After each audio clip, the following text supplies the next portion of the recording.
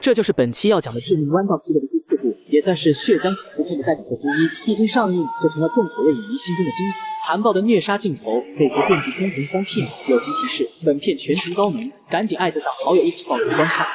1974年，格伦维尔疗养院里关着182名因近亲结婚导致的畸形产物，其中最危险的就是这食人魔3兄弟。他们天生丧失痛觉神经，狠起来连自己也不放过。老大当着医生的面吃掉自己的眼球，女魔头没日没夜都在啃食自己的手指，另一个直接把牙齿磨成了锯齿状，直到咬伤几名护士后才被戴上了铁面罩。女医生刚一进门就被病人一把薅住，偷偷拿走了他头上的发卡，由此被广大网友称为一只发卡引发的血案。看似精神扭曲的弱智畸形怪，却是一群精通各种高端技能的杀人狂魔。仅凭一只发卡就帮所有人逃出牢笼，很快就将整个疗养院变成恐怖的修罗战场。保安大叔刚要出门查看，就被3兄弟被口偷袭当场下线。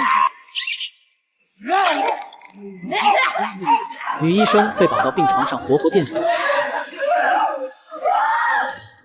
院长死得最早，被食人魔用铁丝网缠住4肢，随着齿轮的转动，手臂被逐渐撕裂，血肉模糊的伤口里流着白色，让人不寒而栗。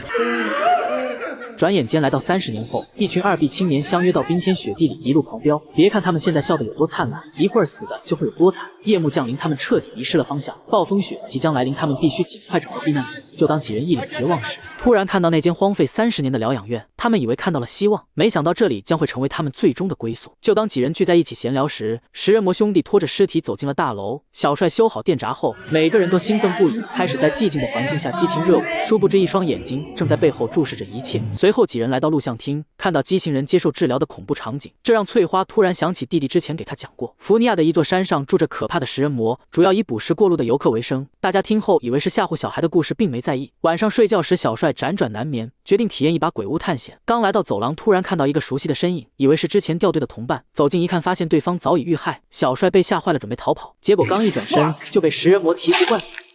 第二天一早，女友发现小帅一夜未归，便召集大家一起寻找。为了提高效率，小美建议他们分成2队，一队去找楼上查看，另一队负责到1楼和地下室寻找。1小时后到录像厅汇合。丧彪这边来到楼上，很快在玻璃上发现一些新鲜血迹，怀疑小帅此行凶多吉少。另一队到达1楼后，又兵分3路。卷发妹独自寻找时，正好看到食人魔扛着一具尸体，她赶紧躲进黑暗的角落，眼睁睁地看着食人魔将同伴彻底分尸。趁食人魔离开后，赶紧跑出房间，将刚才看到的恐怖一幕告诉给众人。就在几人不知所措时，一个带血的包裹突然扔了出来。小美想也没想，赶紧打开包裹，竟看到一颗血淋淋的头颅发出歇斯底里的惨叫。下一秒，金发妹突然被铁丝勒住，掉在了半空。男友见状，赶紧上前施救，一把抓住女友的双脚，拼命向下拉扯。很快，金发妹就被扯掉了头颅，鲜血喷涌出，将大壮染成了红色。不知道他到底多恨自己的女友，临走时还不忘亲近一起。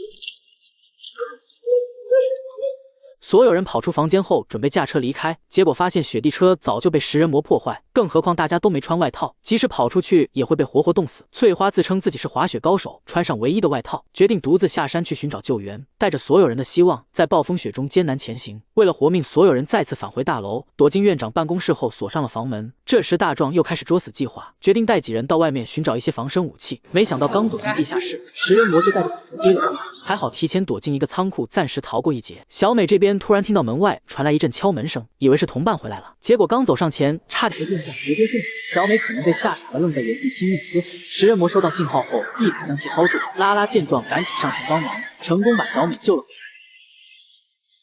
地下室几人趁食人魔离开后，收集好武器，赶紧原路返回。而丧彪竟拿着一把斧头愣在了原地，当他想起逃跑时，早就为时已晚。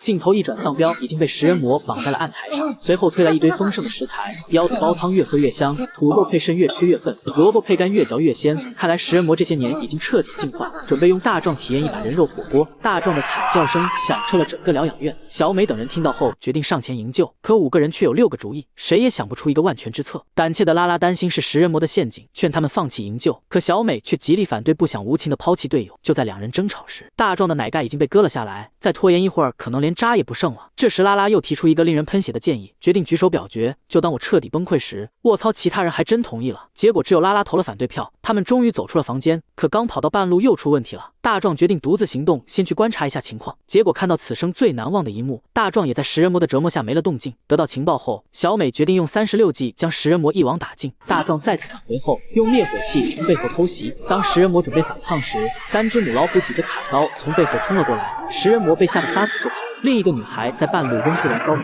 成功将食人魔逼进了牢笼。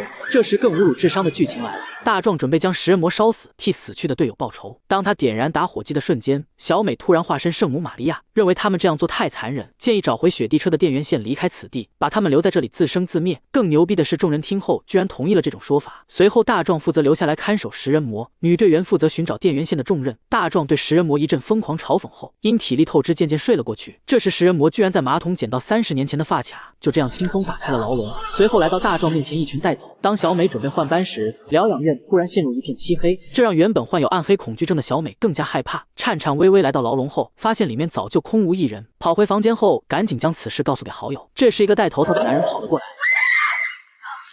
经过一番探讨后，决定放手一搏。4个老娘们冲出房间，将头套男摁倒在地，对着后背一顿乱捅，将所有怒气全部释放出来。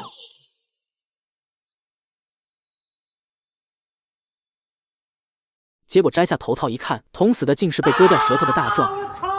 就当几人准备离开时，食人魔拿着超级大电钻杀了过来。女孩们被吓得惊慌失措，在楼道里一路狂奔，无意间闯进食人魔的宿舍，从里面找到几件御寒的外套，就像给他们量身定做的一样。可当他们准备离开大楼时，发现所有出口已经被全部锁死。千钧一发之际，黑妹发现一扇窗户，敲碎玻璃后终于打通一条隧道。黑妹和拉拉很快爬了出去。这时患有选择障碍症的两人开始互相谦让，最后卷毛决定让小美先走。当他准备离开时，食人魔撞开了房门。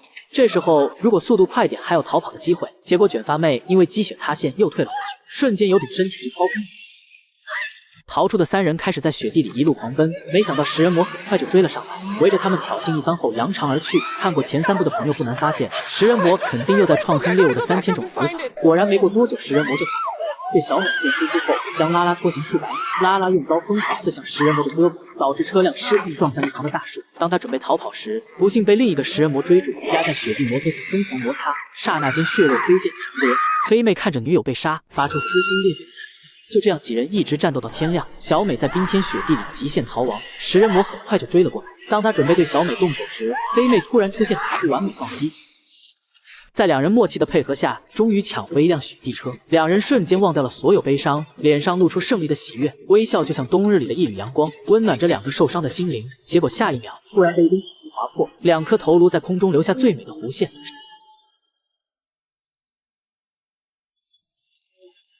食人魔就像守株待兔一样，开着祖传的大卡车出来替两人收尸。电影最后，大树下坐着一具僵硬的尸体，让冰冷的世界显得更加荒凉。他正是之前独自寻找救援的翠花，经历过几个寒风刺骨的夜晚后，最终还是没走出这片荒蛮之地。10个2B青年就这样结束了他们缺心眼的一生。